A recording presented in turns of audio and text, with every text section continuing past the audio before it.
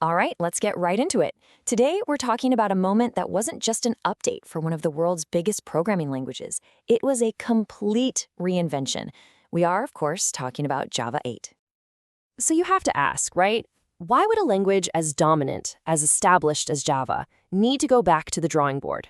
What was going on that demanded such a huge change? To really get it, we need to look at the world Java was operating in before this big release. The ground was shifting under its feet, and the pressure to adapt was getting intense.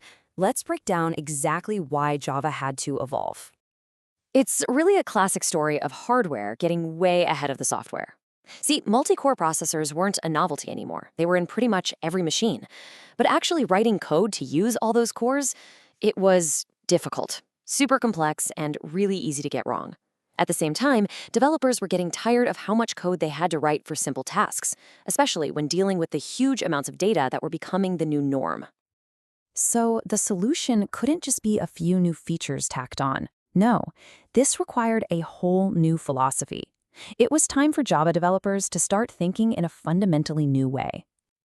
And that shift really comes down to this comparison. On one side, you have the old-school imperative style. This is all about the how. You're giving the computer a detailed step-by-step recipe. First do this, then do that.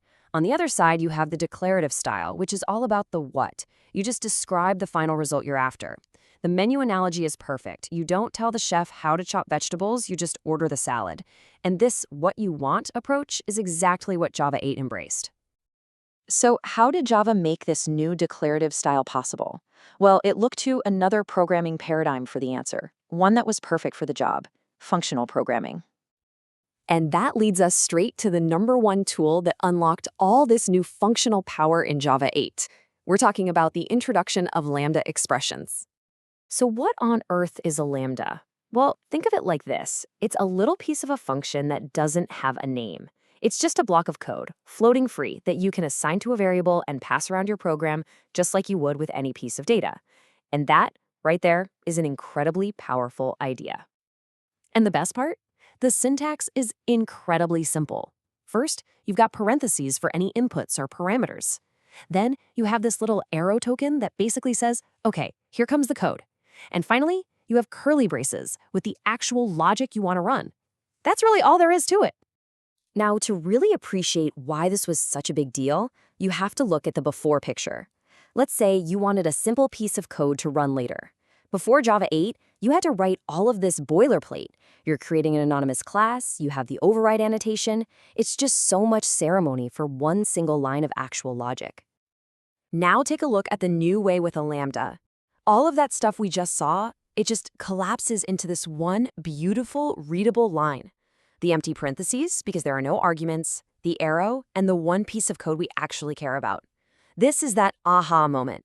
It's clean, it's concise, and it focuses entirely on the what, not the how. So Lambdas were this amazing new tool, but they needed a place to really shine. And that brings us to the second pillar of Java 8, the Streams API. And the best way to picture it is to think of your data moving along a super efficient modern assembly line. So what is a stream? Well, first, it's not a collection. It doesn't actually store anything. Instead, it's more like a conveyor belt that carries your data from a source, like a list, through a whole pipeline of operations. And what's really cool is you can run this pipeline one item at a time, or you can tell it to go full throttle and process everything in parallel at once. So the whole process kicks off with one simple method call, .stream. You take your collection, your big box of parts, you call this method, and boom, every single item is now on the conveyor belt, ready to be processed. The first stop on our line is the filter station. This is pure quality control. You give it a rule, using a Lambda, of course, and as each item comes down the belt, it gets inspected. If it doesn't meet the criteria, it's pulled off the line. Only the items that pass the test get to move on. After quality control, we get to the .map station. This is where the transformation happens. Each item that made it through gets changed. Maybe you take a raw ingredient and cook it, or you take a simple object and convert it into a more complex one. The map operation lets you transform every item on the belt from one thing into something new. And finally, at the very end of the assembly line, you have the .collect station. The processing is done, all of your filtered, transformed items are coming off the belt. The collect operation is like the final step where you gather up all those finished goods and put them into a new container, like a brand new list. The job is done. So what's the big payoff for all this? Well, for one, your code becomes way, way shorter and a heck of a lot easier to read. Those really complex tasks that used to take nested loops and temporary variables now just become this clean, elegant chain of operations. And crucially, it makes taking advantage of all those processor cores much, much easier, which tackles one of the big problems we started with. Now, Lambdas and Streams were definitely the headliners of this release, but they weren't the only upgrades. A few other key features were added that really rounded out the modernization of Java and just made life better for developers. Oh, optional. This was a huge quality of life improvement. For years, Java developers lived with the constant threat of the null pointer exception. Optional is basically a little wrapper, a container that forces you to consciously think about the possibility that a value might be missing. It helps eliminate an entire category of bugs and gets rid of all those ugly null checks in your code. A massive win for writing safer software.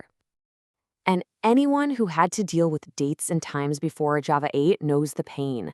The old libraries were just clunky and confusing.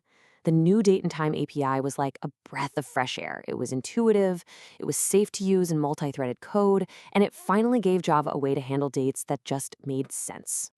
So when you put this all together, the really crucial point is this. Java 8 wasn't just about some new keywords or libraries. It was a fundamental shift. It was a new way of thinking in Java. It pushed the whole ecosystem away from that verbose, imperative style towards something more concise, expressive, and declarative. And it set the stage for all the innovation that would follow. You know, Java 8 really was a masterclass in how a classic, established language can learn profound new tricks. It successfully reinvented itself for the modern multi-core world. And it leaves you with a really big question, right? What's going to be the next big idea, the next paradigm shift that comes along and completely reinvents how we all write code?